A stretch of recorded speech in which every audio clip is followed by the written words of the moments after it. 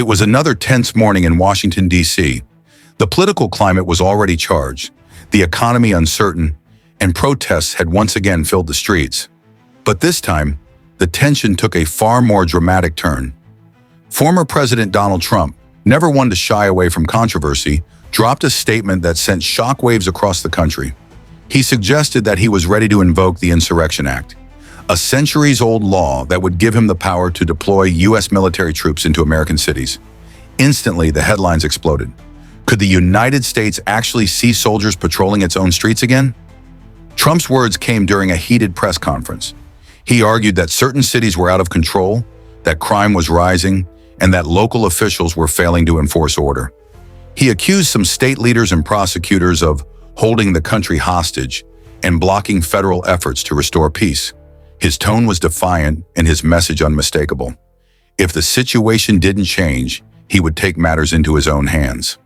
The mention of the Insurrection Act wasn't casual, it was deliberate, provocative, and deeply political.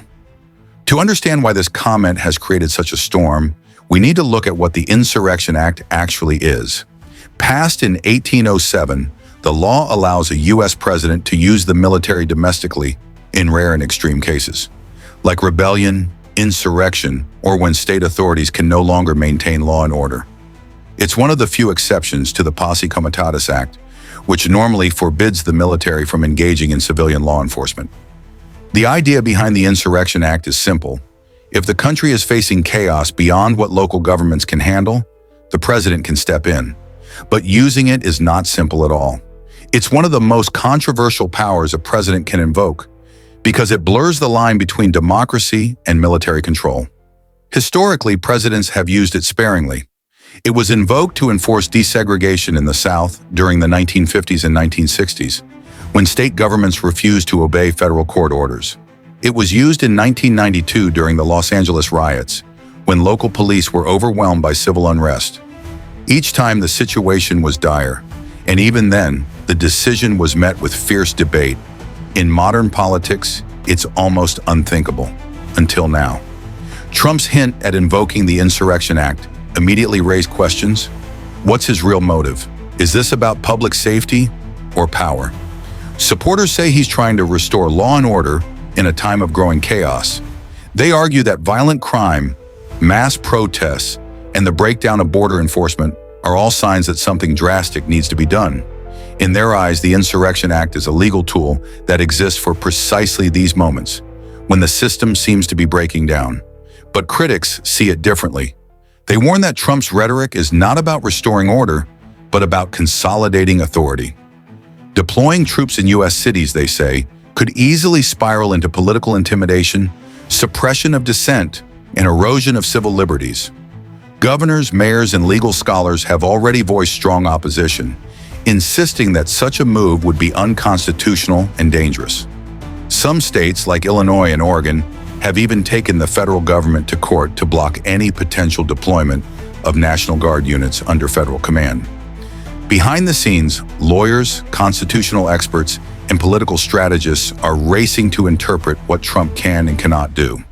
The law does allow unilateral presidential action in certain cases, but it also requires specific conditions, such as a breakdown of law enforcement or open rebellion. If those conditions aren't met, invoking the act could face immediate legal challenges in court. The federal judiciary could be thrust into the center of a storm, forced to decide whether the president is exceeding his powers. Meanwhile, governors across the country are preparing for potential confrontation. Some have already declared they will not cooperate with any federal military presence in their states. Others are preparing lawsuits to prevent their National Guard units from being federalized. The result could be an unprecedented tug-of-war between state and federal authority, a constitutional crisis playing out in real time. Military leaders are also watching closely. The Insurrection Act would put them in an uncomfortable position, being ordered to act against civilians on U.S. soil. While the military follows lawful orders, commanders understand the sensitivity and potential chaos such a deployment could cause. They know that once soldiers appear in city streets, the line between peacekeeping and occupation can vanish quickly. For many, the prospect recalls some of the darkest moments of American history. moments when internal divisions boiled over into confrontation. From a practical standpoint, deploying troops would be extremely complex. First, the president would have to issue a formal proclamation ordering those involved in unlawful assemblies to disperse. Then he could authorize the military to intervene. Troops could be used to secure federal buildings, control large-scale protests, or assist local police. But these operations would require coordination with state authorities. And if those authorities refused to cooperate, it would quickly become chaotic. Public opinion is deeply divided. Trump's supporters see strength and leadership in his threat. They believe the country has become lawless, and that only decisive action will restore order. His opponents, however, see the move as authoritarian, a potential rehearsal for a power grab. On social media, hashtags like #martial-law and #Insurrection Act have trended for days. Cable news networks are broadcasting heated debates. Pundits are speculating about motives, timing, and the long-term consequences of deploying troops in civilian areas. What's particularly striking is how familiar this feels.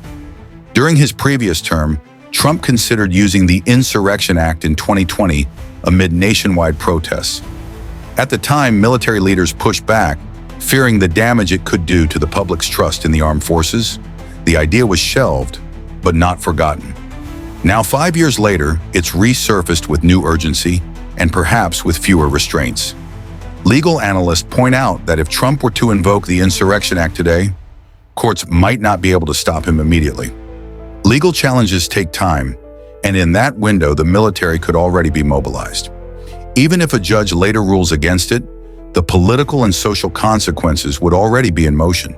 In that sense, simply making the threat can have almost as much impact as carrying it out. There's also a broader political context. Trump is facing fierce opposition from Democratic-led states, ongoing legal battles, and divisions over immigration policy. Some believe that his latest statements are part of a strategy to rally his base, portraying himself as a strong leader fighting against chaos and weak governors. It's a narrative that resonates with his supporters, particularly those who believe America has lost control of its cities. On the other hand, critics warn that this rhetoric could further polarize the country. They fear it could legitimize violence or embolden extremist groups who see themselves as defenders of order. By framing the situation as a battle between patriotism and anarchy, Trump risks deepening divisions at a time when unity is desperately needed. Economically and socially, the ripple effects are already being felt. Markets have reacted nervously to the political uncertainty. City officials worry about what federal intervention would mean for their communities. Civil rights groups are preparing for possible protests, while organizations like the ACLU are drafting legal strategies to challenge any executive order invoking the act. Inside Washington, advisors are divided. Some in Trump's circle reportedly support the idea, seeing it as a way to project authority and reassert federal dominance. Others caution that the move could backfire spectacularly, alienating moderates and sparking mass demonstrations. For now, the White House has not issued a formal order, but the very fact that it's being discussed openly has set off alarm bells across the country. If the Insurrection Act were actually invoked, the scene on the ground could be extraordinary. Military convoys in major cities, joint patrols with police, and curfews enforced by soldiers. It would look like a country at war with itself. And once that line is crossed, it's hard to go back. Every decision that follows would be scrutinized through a lens of distrust, fear, and political tension. Beyond legality and logistics, the question that matters most is ethical. Should the U.S. military ever be used to police its own people? Supporters might argue yes, in extreme circumstances, when lives are at risk and local authorities have failed. But opponents insist that civilian law enforcement should remain strictly separate from military power. The Founding Fathers built that principle into the nation's DNA, to prevent tyranny, to ensure freedom, and to keep government power in check. If history teaches us anything, it's that once extraordinary powers are used, they tend to expand. A president who invokes the Insurrection Act today might find it easier to justify similar actions tomorrow. That's why critics say this isn't just about Trump. It's about the precedent it could set for every future president. Meanwhile, on the streets, ordinary Americans are watching with anxiety. Some fear the return of martial law-like conditions. Others hope it will restore safety. In communities already on edge, even rumors of troop deployments can heighten tensions. Protesters and police could face off again. The risk of escalation is enormous. At the same time, Trump's political rivals are seizing the moment. Democratic leaders are condemning the statement as reckless and unconstitutional. They're demanding congressional hearings and warning that any attempt to militarize domestic affairs would be met with swift resistance. Some lawmakers are even calling for reforms to limit presidential emergency powers. Internationally, allies are watching closely too. The United States has long presented itself as a beacon of democracy, a nation where the military stays out of domestic politics. If troops are deployed internally, it could damage America's image abroad and raise questions about its democratic stability. But perhaps the most striking part of this story is that it reveals how fragile the balance of power in the United States has become. The Constitution divides authority between the federal government and the states for a reason, to prevent one side from overpowering the other. Yet now that balance is being tested like never before. In the coming days, we can expect a flood of reactions, court filings, statements from governors, and possibly executive actions from the White House. The Department of Defense will likely issue clarifications about its role. Civil rights groups will mobilize, and Americans will be left wondering whether they are witnessing a bold act of leadership or the erosion of democracy in real time. As the situation unfolds, one thing is clear.